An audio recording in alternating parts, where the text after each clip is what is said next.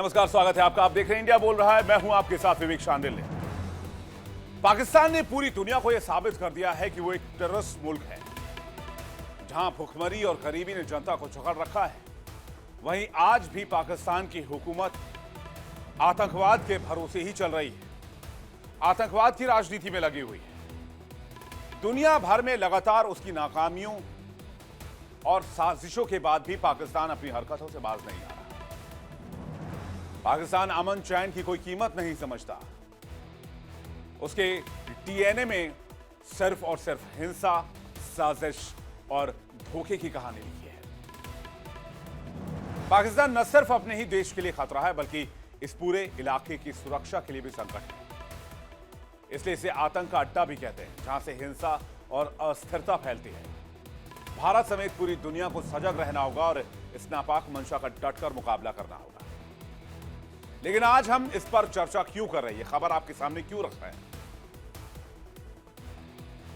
क्योंकि पाकिस्तान के विदेश राज्य मंत्री हाफिज सईद के घर जाते हैं। हाफिज सईद और उसके गुर्गे से मुलाकात करते हैं। कहने को तो पाकिस्तान ने हाफिज सईद और उसकी पार्टी को बैन कर रखा है, लेकिन एक आतंकवादी के घर पर जाना, बातचीत करना, चर्चा करना किस ओर इशारा करता है? क्या पाकिस्तान फिर किसी आतंकी फिराक में लगा हुआ है? अभी कुछ दिन पहले ही खबर आई थी कि हाफिज सईद ने अपनी लाहौर वाली रैली रद्द कर दी है, क्योंकि वो प्लानिंग में लगा है कि इस बार जैसे ही बर्फबारी शुरू हो से पहले कैसे घाटी में घुसपैठ कराई जाए। और अब पाकिस्तान की सरकार के सिपह सलार हाफिज सईद के घर जाकर उससे मुलाकात कर रहे हैं। पाकिस्तान ने एक बार फिर साबित कर दिया कि वो आतंक की राह ही चलेगा। वो टेररिस्टों की मदद भी करेगा और आतंकियों पर कार्रवाई नहीं करेगा। और देश की सुरक्षा एजेंसियों ने फिर से साबित कर दिया कि भारत में कहीं भी कोई भी आतंकी साजिश कामयाब नहीं होने दी जाएगी। सहारनपुर से जैश ए मोहम्मद का आतंकवादी गिरफ्तार हुआ है, जिससे साफ हो गया है कि पाकिस्तान अपनी हरकतों से बाज नहीं आ रहा है। वो अभी भी दहशत फैलाने की साजिश कर रहा है।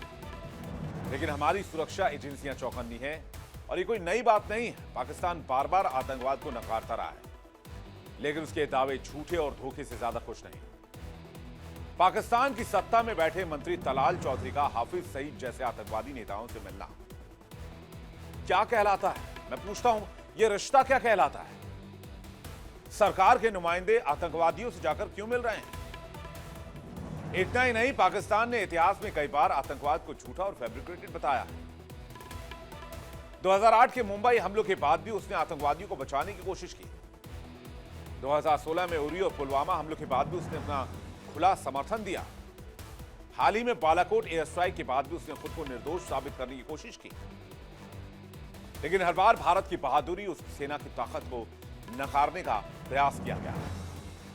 और सच तो यह है कि भारत ने हर मामले का डटकर सामना किया और आतंकवाद के खिलाफ अपनी लड़ाई को और मजबूत की और आतंकवादियों का भारत की सरजमी से सफाया कर दिया।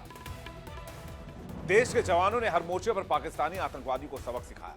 चाहे पुलवामा हो, जैश ए मोहम्मद का आतंकी अभियान हो, भारत ने हमेशा आतंकवाद के खिलाफ कड़ा रुख अपनाया है और आतंकियों के साथ पाकिस्तान को मुंहतोड़ जवाब दिया है। लेकिन पाकिस्तान का झूठ लगातार बेनकाब होता रहा है। उसने अपनी धरती पर आतंकी ठिकाने बनाए, फंडिंग की, ट्रेनिंग की और खुद को निर्दोष साबित करने की कोशिश की। पाकिस्तान की असली मंशा इस्लामिक आतंक फैलाना, दक्षिण एशिया में अशांति कायम रखना है। जैश ए मोहम्मद मार्च 2000 में मसूद अजहर ने इसकी स्थापना की। जम्मू कश्मीर में टेररिज्म फैलाना, यहां पर अशांति फैलाना, भारत में आतंकवादी हमलों को अंजाम देना इसका मकसद था। मुख्य रूप से पाकिस्तान के कब्जे वाले पीओके में इसका ट्रेनिंग कैंप था। एक आतंकवादी संगठन के रूप में जाना जाता है और मसूद अजहर इसका नेतृत्व करता है, जिसे आतंकवादी घोषित किया गया है। विशेषज्ञों का मानना है कि पाकिस्तान को अब खुद को छिपाने की जरूरत नहीं है। उसकी हर साजिश पर भारतीय सुरक्षा एजेंसियों की पैनी नजर है। लेकिन तलाल चौधरी का हाफिज सईद के घर जाना और हाफिज सईद के घर जाकर हाफिज सईद के सिपह सालारों से मिलना और दूसरी तरफ वहां के रक्षा मंत्री का ये कहना कि हम अमेरिका के लिए 30 सालों से गंदा काम करते रहे हैं, आतंकवाद की राह पर चलने का इससे बड़ा प्रमाण कुछ नहीं हो सकता है। हमारे साथ बातचीत करने के लिए इस वक्त मेहमानों का बड़ा पैनल जुड़ रहा है। मेजर जनरल जेके बंसल, रक्षा विशेषज्ञ, डॉक्टर सिद्धार्थ दवे, अंतर्राष्ट्रीय मामलों के जानकार, डॉक्टर एसके दत्ता, विदेश मामलों के जानकार, डॉक्टर सज्जाद बुखारी, पत्रकार, पाकिस्तान से हमारे साथ जुड़ेंगे थोड़ी देर में। हुमायूं इकबाल शमी, अध्यक्ष पाकिस्तान इकोनॉमिक फोरम, हमारे साथ पाकिस्तान से जुड़ेंगे। पहले बंसल साहब जुड़ गए। बंसल साहब, बहुत स्वागत है आपका। खबर यह है बंसल साहब कि पाकिस्तान में जो कैबिनेट मिनिस्टर हैं तलाल चौधरी, वो हाफिज सईद के घर जाकर मीटिंग कर रहे हैं। और अभी कुछ दिन पहले खबर आई थी कि हाफिज सईद ने अपनी जो रैली होने वाली थी लाहौर कराची में, उसको रोक दिया क्योंकि वो इन्फिल्ट्रेशन की जुगत में लगा हुआ है कि बर्फबारी से कैसे पहले भारत में घुसपैठ कराई जाए। और इस बीच वहां के एक इंपॉर्टेंट मिनिस्टर का जाके हाफिज सईद के घर पर मुलाकात करना। जी देखिए, ये जो प्रूव हो चुका है, पहले से दुनिया जानती है कि पाकिस्तान एक टेरर का केंद्र है और ये बिल्कुल ओपनली अभी टेररिस्ट को सपोर्ट कर रहे हैं। दोगलापन है इनका। अब जो इसके बारे में एफएटीएफ ने अभी कहा था, जब ये जैसे मोहम्मद फंड्स इकट्ठा कर रहा था, तरीके से इनको वार्न किया था, लेकिन सरेआम इतनी बेशर्मी नहीं हो सकती कि एकदम जो है इन्होंने टेररिस्ट के साथ में जाकर हाथ मिला रहे हैं। अभी भारत को क्या करना चाहिए, यूएन में मैटर ले जाएं और एफएटीएफ की ग्रे लिस्ट में दोबारा डाला जाए पाकिस्तान को। अभी इससे बड़ा सबूत कुछ और नहीं हो सकता कि इनके जो मिनिस्टर हैं वो मिल रहे हैं खुल्लम खुल्ला जाकर के एक बैंड ऑर्गेनाइजेशन, जमात जो है उनका एक ऑर्गेनाइजेशन है, और हाफिज सईद से और उसको ठीक है ना, उसको बैन किया हुआ इन लोगों ने। बातों को देखते हुए एक बैंड ऑर्गेनाइजेशन के लीडर के साथ एक सरकार के ऑफिशियल मंत्री का, कैबिनेट मिनिस्टर का इस तरह से जाके मिलना, मैं तो कहता हूं, पूछता हूं, ये रिश्ता क्या कहलाता है?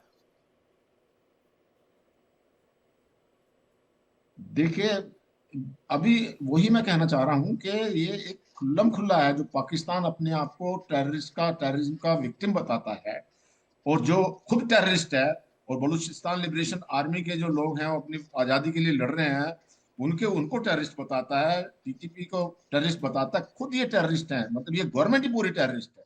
इससे ज्यादा और क्या हो सकता है? आईएसआई सारे जो है टेररिस्ट को जो है ये अंजाम देती है। और इस प्रकार से इनके एक मिनिस्टर का जाकर के मिलना हाफिज सईद के जो बैंड ऑर्गेनाइजेशन जो इसको नाम दिया हुआ है, तो इस प्रकार से बिल्कुल ये दर्शाता है। और अब भारत तो कोई से मामला उठाना चाहिए और पूरी इंटरनेशनल कम्युनिटी को पाकिस्तान को बिल्कुल अलग थलग कर देना चाहिए। जितने कठोर से कठोर प्रतिबंध के ऊपर हो वो लगने चाहिए। यूएन में ये मैटर जाएगा और एफएटीएफ ने पहले से इसका संज्ञान लिया हुआ है। लेकिन पाकिस्तान को ना अपनी जनता की चिंता है, ना अपनी किसी बात की चिंता है कि इनके पैसे जो मिलते थोड़े बहुत जो एफएटीएफ की लिस्ट में आ जाएंगे वगैरह से कुछ नहीं मिलेगा। बस इन्हें तो टेररिस्ट को पालना, उनको जो है उनको संरक्षण देना, उनको खुश रखना, और टेररिस्ट के द्वारा ही पूरे गवर्नमेंट को चलाना। और जो मुझे लगता है हाफिज सईद ही गवर्न कर रहा है इनको। हाफिज सईद, आसिम मुनीर, यही लोग चला रहे हैं गवर्नमेंट। टेररिस्ट और आर्मी मिलकर पाकिस्तान को गवर्न कर रही है। हमारे साथ पाकिस्तान से बातचीत करने के लिए डॉक्टर सज्जाद बुखारी जुड़ रहे हैं, सीनियर जर्नलिस्ट। हुमायूं इकबाल शमी जुड़ रहे हैं, पीईएफ के अध्यक्ष। हमारे साथ विदेश मामलों के जानकार एसके दत्ता साहब जुड़ गए हैं, और सिद्धार्थ दवे भी हमारे साथ जुड़ गए हैं। सज्जाद बुखारी जी, आपके पास पहला सवाल मेरा ये है, ये रिश्ता क्या कहलाता है? क्या कर रहे हैं तलाल चौधरी हाफिज सईद के घर पर? एक बैंड ऑर्गेनाइजेशन, एक बैंड पॉलिटिशियन, एक टेररिस्ट आदमी, उसके घर पर इस तरह का संबंध खुलेआम? पीरिक जी, आदाब अर्ज़ है। बहुत शुक्रिया आपका।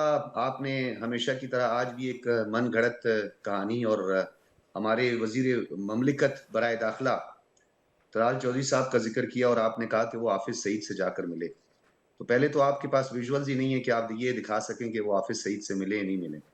जिस तरह आपने यूट्यूबर्स की झूठी कहानी सुनाई थी, जिस तरह आपने वाखान पर पाकिस्तान के कब्जे की झूठी कहानी सुनाई थी, जिस तरह आपने वो अजमल कसाब वाला जो है राग अलापा था, तो मेरे भाई एक बात आपको मैं वजाहत यहाँ पे करता चलूं कि आप थोड़ा सा इंटरप्रिटेशन में गलत हो जाते हैं एक्सट्रीमिज्म और टेररिज्म के। आप मुझे बताएं, दुनिया में हमेशा लेजिटिमेट और इलिजिटिमेट वॉर के हवाले से और एक सोच जो है वो पाई जाती है।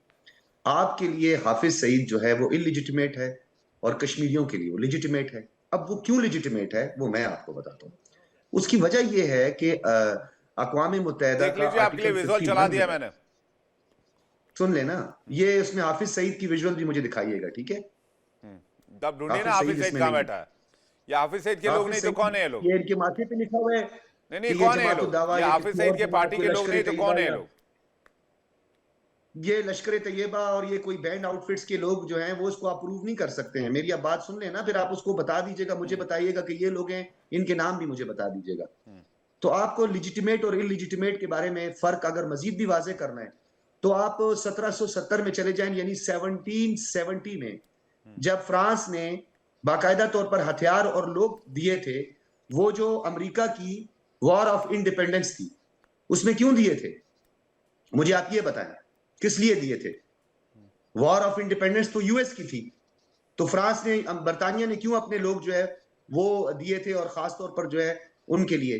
तो अक़वाम मुत्तहिदा के चार्टर को और उसके आर्टिकल 51 को आप जरा पढ़ कर आए, और 1945 में जो ब्रिसल्स में ये तमाम ममालिक सर जोड़कर बैठे थे सेकेंड वर्ल्ड वॉर में, तो उसमें क्या तय पाया था? तो एक तो इन चीजों को जरा समझ लें, और वो जो सेल्फ डिफेंस के हवाले से बात होती है तो इंटरप्रिटेशन को थोड़ा सा अपना वो दुरुस्त करें। अब मैं आपके इस नुक्ते पर आता हूं कि आपका नुक्ता है क्या। देखिए, एक बात ये समझें कि इंसान को हमेशा थिंक बिफोर यू स्पीक वाला फार्मूला अपनाना चाहिए। मैं अभी आपके सामने 2 स्टेटिस्टिक्स रखता हूं, आप उसको काउंटर कर दें, आप उसको कह दें कि ये गलत है। ये आपका द हिंदू कह रहा है, द हिंदू कह रहा है 9 अगस्त 2025 ईरान इजराइल वॉर के दरमियान 20 जो पहले स्पाइस पकड़े गए, जो मुसाद के साथ मिलकर जासूसी का काम कर रहे थे, जिन्होंने ईरान के साइंटिस्ट मरवाए, ठीक है, वो इंडियंस थे। अब आप गौर से सुनिएगा, इसकी मजीद वजाहत जो है वो कैसे हो रही है। उसमें एक नरेश कुमार भाटिया नाम का बंदा भी था जो कि रॉ का एजेंट था। अब आप आ जाए, मैं दूसरा आपको इसमें इंपॉर्टेंट चीज बताता चलूं। अब ये कौन कह रहे हैं? एमनेस्टी इंटरनेशनल का जो नुमाइंदा है, ये DW को इंटरव्यू दे रहा है, और ये इंटरव्यू दे रहा है 27 जून को, और उसमें ये कह रहा है कि जो 700 पहले लोग पकड़े गए हैं, ईरान ने पकड़े हैं, उसमें सबसे बड़ी तादाद जो मुसाद के लिए काम करने वाले लोग हैं वो इंडियंस थे, जो कि इंडिया के जासूस थे। तो मेरे भाई, अब आ जाए और मजीद तसल्ली करनी है तो विकास यादव को याद कर लें। विकास यादव को जो सजा हुई दुनिया है, भर में स्पाइस जिसने अपने काम गुरबचन करते हैं सिंह भाई साहब, पन्नू क्या को बात कर रहे मारा हैं आप? था। तो और आप क्या जो है आईएसआई वो के हमसे स्पाइस क्या काम नहीं बात कर करते रहे क्या? हैं यार? आईएसआई के स्पाइस काम नहीं करती क्या दुनिया भर में? हिंदुस्तान में आपके स्पाइस नहीं होंगे क्या? स्लीपर सेल नहीं होगा? ये आप जो है ना, ये जो चंपक कहानी शुरू कर देते हैं ना, तो मुझे दिक्कत हो जाती है। आप ये चंपक कहानी शुरू कर देते हैं ना, तो दिक्कत हो जाती है मुझे। ये आप एक संजीदा पत्रकार हैं, मुद्दे पर रहिए। आपने पता नहीं कहां कहां क्या क्या कहानी सुना दी। जर्मनी की आप ले गए 1770 में, उसके बाद 1945 की बैठक भी याद दिला दी। तब तो पाकिस्तान पैदा भी नहीं हुआ था। वो मेरे भाई, मेरी बात और आपने सुनिए। कश्मीर का उसमें संदर्भ डाला। उसमें क्या मतलब? कश्मीर का क्या लेने देना? हड़ पे बैठे हैं पीओके आप लोग, इतने दिन से जबरदस्ती कब्जा कर रखा है। बजोर शमशीर पाकिस्तान पैदा हुआ था, बजोर शमशीर पैदा हुआ था, लालच से पैदा हुआ था पाकिस्तान, लालच से, जिन्ना के लालच से पाकिस्तान पैदा हुआ। हमें 70 साल एक लाइन की बात, अगर आप लोगों को इतिहास नहीं पढ़ाई गई है तो मेरे पास आ जाइए, कीजिए 1 घंटे आधे घंटे के लिए, मैं आपको पढ़ाऊंगा इतिहास क्या कहता है। आप लोग पता नहीं कौन सी इतिहास पढ़ के बैठे हैं। आप तो नालायक बच्चे हैं, आप तो नालायक बच्चे हैं। अब ये हो गया, अब आगे पर्सनल अटैक पर। लायक, नालायक, बेशर्मी, बेहया, बेगैरत, यही सब शब्द बचेंगे आपके पास। आप बात कीजिए ना मुद्दे पर, मैं बात करने के लिए तैयार हूं। आपको क्यों लगता है मैं आपको 2 मिनट में मैं आपको हौंक के रख दूंगा। ऐसा लगता है कि मैं आपको बेगैरत बोलूंगा, बेशरम बोलूंगा, आप पता नहीं, आप नालायकी लायकी पर आ गए आप बुखारी साहब। इतने आप इतने ज़हीन पत्रकार हैं आप एक एंकर भी हैं आप अपने न्यूज चैनल में, अपने पाकिस्तान में। इतने ज़हीन पत्रकार होने के बाद इस तरह के शब्दों का, देखिए जब शब्दों का टोटा होता है तो बोलिए, मैं आपको शब्द दूंगा, हिंदी से भी दूंगा, उर्दू से भी दूंगा, इंग्लिश में भी दूंगा, अच्छे अच्छे शब्द दूंगा आपको, जिसमें आपको इन सब शब्दों का इस्तेमाल भी नहीं करना सुनाया करें। अपने देशभक्तियों को राम कहानी ना सुनाया करें उनको। चलिए, हम तो राम कहानी सुनाते हैं, हमारे लिए गर्व की बात है। आप चंपक की कहानी उठा लाते हैं, वही 45 70। अरे भाई, जब पैदा हुए उसके बाद की बात कीजिए। मेरा नाम है शमशीर से पाकिस्तान पैदा हुए थे भगवान। विविक जी सुने, मेरा नाम झंडू दल बख्शी, डॉक्टर सजाद बुखारी है, मैं झंडू दल बख्शी नहीं हूं। ठीक है, कोई भी बख्शी हैं, आप लेकिन है तो पाकिस्तानी। आपका काम है प्रोपेगेंडा फैलाना, नैरेटिव को तोड़ना मरोड़ना, इसमें आप माहिर हैं। जवाब देना मेरे, आप सब कुछ और आज सुनिए एक ब्रेकिंग न्यूज मैं आपको सुनाता हूं। वो राफेल की संख्या बढ़ के 8 हो गई है, जो 4 से शुरू हुई थी। अरे भाई कमाल है यार, आप लोगों ने इतना झूठ बोल बोल के झूठ, एक दुनिया में अपनी बेइज्जती भी करवाई आप लोगों ने। मैं एसके दत्ता साहब के पास जा रहा हूं, उसके बाद मैं दवे साहब और हुमायूं साहब आपके पास आ रहा हूं। आज दुनिया भर में घूम गए, मैं कह रहा हूं भाई क्यों मुलाकात हो रही है ये। वो कह रहे हैं हाफिज सईद नहीं थे। चलिए हाफिज सईद, आपकी बात मान ली हमने 1% हाफिज सईद नहीं थे, चाहे हाफिज सईद कैमरे के सामने नहीं आए होंगे, जरूरी थोड़ी कैमरे के सामने नहीं आए तो मुलाकात नहीं हुई। क्या जरूरत है तलाल चौधरी को जाके हाफिज सईद के लोगों से मिलने की? क्या कोई और आतंकी हमले की प्लानिंग कर रहे हैं आप लोग? दत्ता साहब,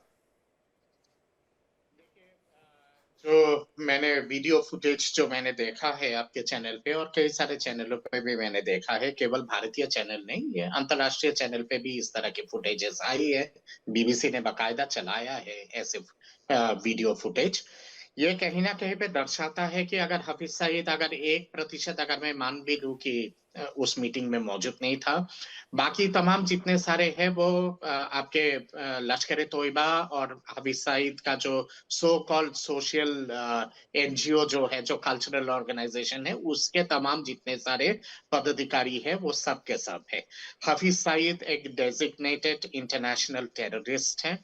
लश्कर तोयबा, हरकतुल अंसर और बाकी तमाम जितने सारे आतंकवादी संगठन हैं, ये सब के सब या तो संयुक्त राष्ट्र के क्लॉजेस के माध्यम से designated international terrorist banned organisation है, या तो फिर अमेरिका के भी जो सूची है अंतरराष्ट्रीय आतंकवाद को लेके, उस पे भी ये तमाम जितने सारे संगठन है ये सब के सब बैंड है। अब बात आती है हमास और इजराइल के जंग को लेके और सो कॉल्ड जो स्पाइंग के लिए जितने सारे लोगों के बारे में इन्होंने कहा है। पहली बात तो ये है कि मेरे घर में तो डेली हिंदू आता है, मैं सारे अखबारों को बहुत अच्छी तरह से पढ़ता हूँ, हिंदू को भी पढ़ता हूँ। हिंदू में इस तरह की कोई भी कहानी नहीं आई थी, पहली बात। दूसरी बात यहाँ पे ये आती है कि आप अगर हिंदू ने अगर एक छोटा सा बाईलाइन अगर कहीं पे अगर छापा भी होगा, उसके बारे में हिंदू ने बाकायदा बाद में जब तफ्तीश नहीं किया कर पाया होगा, तो उसके बाद और कई सारे रिपोर्ट्स को लेके हिंदू ने बाकायदा बाद में एपोलॉजी भी मांगा था, रिजॉइंडर भी भेजा था। तीसरी बात यहाँ पे ये आती है कि जो ईरान में तमाम जितने सारे मोसाद के लोग जो पकड़े गए थे, उसपे से भारतीय लोग थे। ऐसी बात अगर होती तो ईरान के सरकार भारत सरकार के साथ बाकायदा उच्च लेवल पे इन सब बातों को उठाती। आज तक ईरान के तरफ से तो कोई इस तरह का खंडन आया नहीं है, ना ही ईरान ने इस तरह की कोई बातें की है अंतरराष्ट्रीय पटल पे, और ना ही भारत सरकार के साथ। पाकिस्तान को पता नहीं कौन सा खोपचे से और कौन सा गड्ढे से इस तरह के खबरें मिलती है, जो अपने आप में दर्शाता है कि पाकिस्तान की मीडिया भी जिस तरह की है, पाकिस्तान का सोशल मीडिया भी वैसा ही है, और पाकिस्तान के इंटेलिजेंसिया भी वैसा ही है। आईक्यू लेवल बिल्कुल जीरो है। लोगों का राशन अफगानिस्तान से आता है, इसलिए दिक्कत होती है। एक समय के बाद बिल्कुल मेन मुद्दा यहाँ पे ये है कि अफगानिस्तान का राशन ज्यादा खाने से दिक्कत आती है। विवेक मुझे 30 सेकेंड्स और दे दीजिएगा। मेन मुद्दा यहाँ पे ये है कि अफगानिस्तान के जो हाईएस्ट डेलीगेशन हाल फिलहाल नई दिल्ली में आके गया है, और उसके बाद तमाम चीजों पे जिस तरह की बातचीत हुई है, समझौता हुआ है, उससे मिर्ची लगा है पाकिस्तान को बहुत बुरी तरह से, और पाकिस्तान एक तरह से तिलमिला गया है।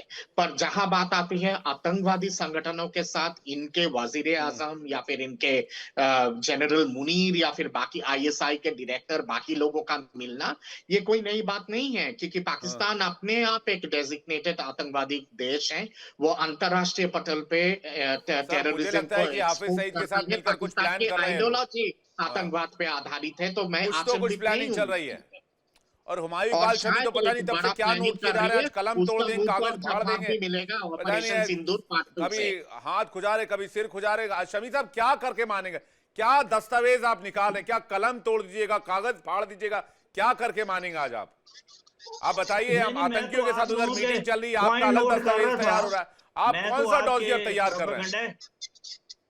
मैं तो आपके पॉइंट नोट कर रहा था कि किस चीज का जवाब देना है नहीं, आपको। वही अगर वो जवाब कौन देने सा की ऐसा इजाजत डॉजियर आप देंगे तैयार कर तो रहे मैं हैं एक हमारे शो तो जी नहीं कोई डोजियर नहीं तैयार कर रहा। डोजियर तो आपके खिलाफ जो है वो दुनिया भर ने तैयार किया हुआ है। हम तो क्या करेंगे। अच्छा, बाकी ये जो है ना जी, अभी मैं आपको अभी बहुत सी बातें की गई। सबसे पहले तो बात ये है कि आपने ये ड्रामा आज का जो शुरू किया है वो ये कहा कि हाफिज सईद के खिलाफ जो है, ये हाफिज सईद से मुलाकात की तलाल चौधरी ने, कैबिनेट मिनिस्टर ने। तो पहले तो ये बता दूं कि कैबिनेट मिनिस्टर नहीं है वो। दूसरी बात ये है कि आपने हाफिज, फिर बाद में जब ये बुखारी साहब ने आपसे कहा कि जी वो हाफिज सईद दिखाएं फोटो, तो आपने कहा ये चलो मान लेते हाफिज सईद नहीं था उसमें। जब हाफिज सईद मुलाकात में था ही नहीं, तो आपका ये सारा ड्रामे का मकसद क्या है कि आप कह रहे हैं हाफिज सईद से मुलाकात की? ठीक है ना जी, तो इसका मतलब है तो सारा सिर्फ प्रोपेगेंडा करने के लिए ये शो किया। लेकिन बहरहाल आप कर रहे हैं। उसके बाद जनाब इन्होंने अभी यहीं पर बात हो रही है, वो कहते हैं जनाब ये टेररिस्ट ऑर्गेनाइजेशन है, हाफिज सईद जो है और टेररिस्ट है और टेररिस्ट ऑर्गेनाइजेशन है वगैरह वगैरह।